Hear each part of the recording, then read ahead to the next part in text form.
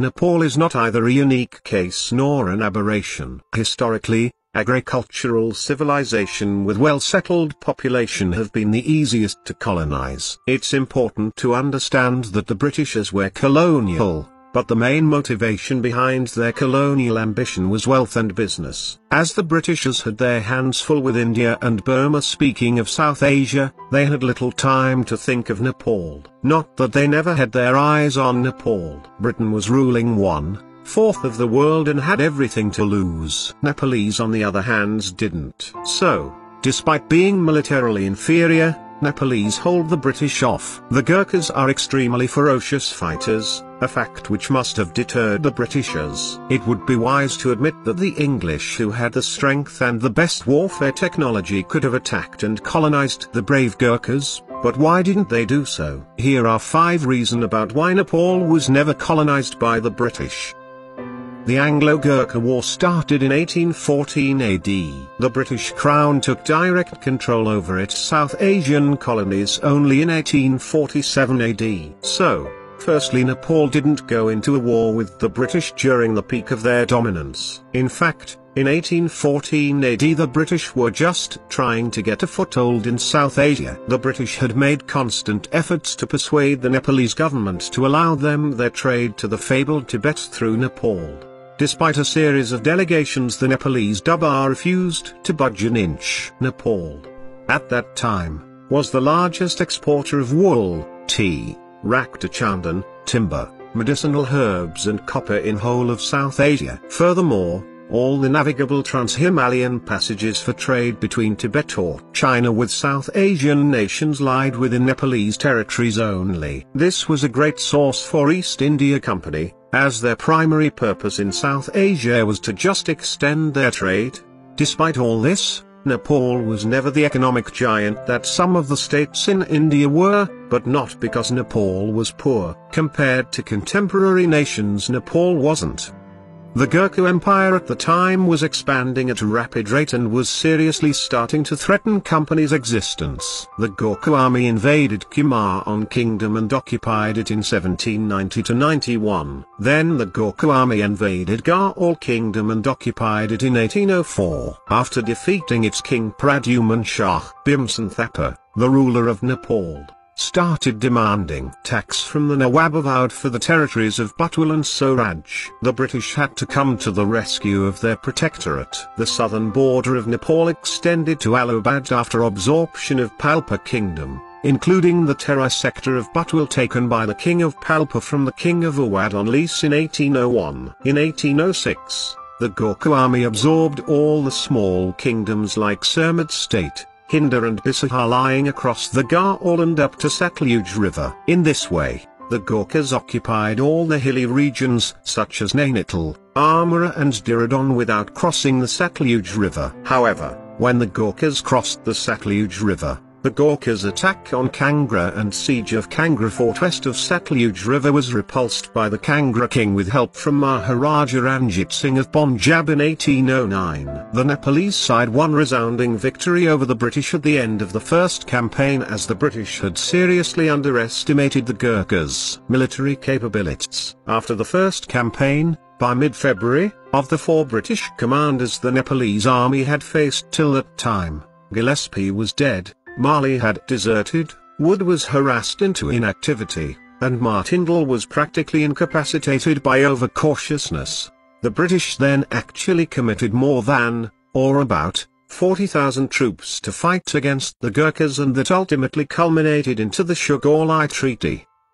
Before the start of Anglo-Gurkha War in 1814, Nepal actually accepted the suzerainty of King Emperor of China in the immediate aftermath of Sino-Nepalese War, 1788–1792 AD. This was another major reason for East India Company's decision to not annex main Nepalese territories. The British were just in the process of consolidating their power in South Asia. Annexation of Nepal would have inadvertently brought them in close confrontation with the King Empire, which they tried to avoid at all cost. This was also the reason why the British left not just Nepal, but Bhutan, Kashmir and Sikkim unconquered as well. The annexation campaign of the British started only in late 1800s. once it had fully gained control over much of the Indian princely states. But by that time Nepal was already considered to be a British ally, and thus the British felt no need to conquer Nepal. Moreover, Jung Bahadur Rana was the first Raja and Prime Minister to get state honours in the court of Queen Victoria in 1850 AD, and also the first South Asian head of state to visit Europe, which improved the friendly relationship between Nepal and the British.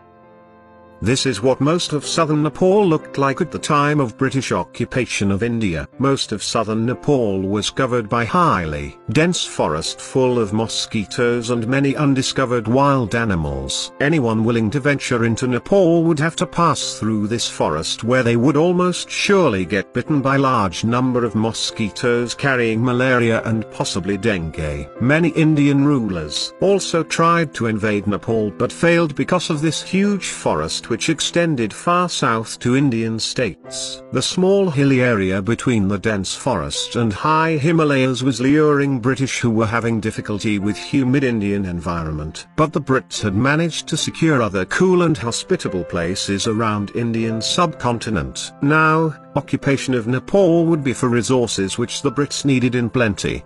British already benefited from large Indian plains, and they had little use of small hilly areas producing grains barely enough to sustain farmers' family, let alone pay taxes to Brits. But the British needed woods for railway construction, and for this they had secured various contracts with Nepalese government, which meant that they didn't need to subdue hot-blooded hillmen wielding small kukri and waging guerrilla war against whoever tried to subdue them. Let's go down to history first. The Mongols didn't invade Nepal. However brave the defending soldiers, Mongols could conquer everything in their path, but they didn't venture into the area which is now Nepal and most of northern India because of the geographical advantages. Himalayas is a really tough and almost impossible area to pass through. High mountains with very low amount of oxygen was the reason why northerners never tried to extend their empire south, whereas Nepal's hilly landscape made it harder for the Britishers to mount an attack on Nepal, which left Nepal independent due to its geographical advantage. Also, the social, political situation in India, which was their biggest cash cow, was always a big headache for the Brits. So instead of diverting attention and resources to Nepal, which comparatively was less resourceful, they focused on India. Let me give you the example of northeast India, especially Manipur, another kingdom which fought bravely against the English but were eventually subdued by the English might. Manipur was not attacked until 1890s, 1891 to be precise, while the Britishers had taken control of Burma by 1830s. The reason being that the English never actually needed Manipur. But then when they realized that Manipur could provide a better roadway to Burma from India or vice versa, they attacked and captured Manipur.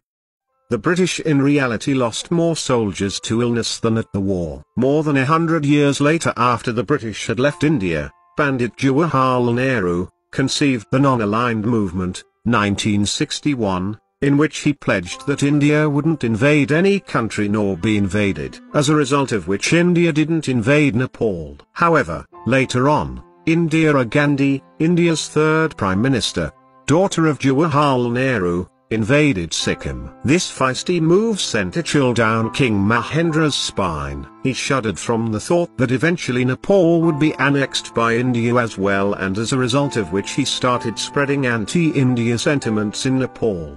The entire country was indoctrinated by One Nepal One identity policy, thereby inciting people to take a firm stand against India. This stringent policy was solely responsible for all the edginess lurking between Nepal and India to this day.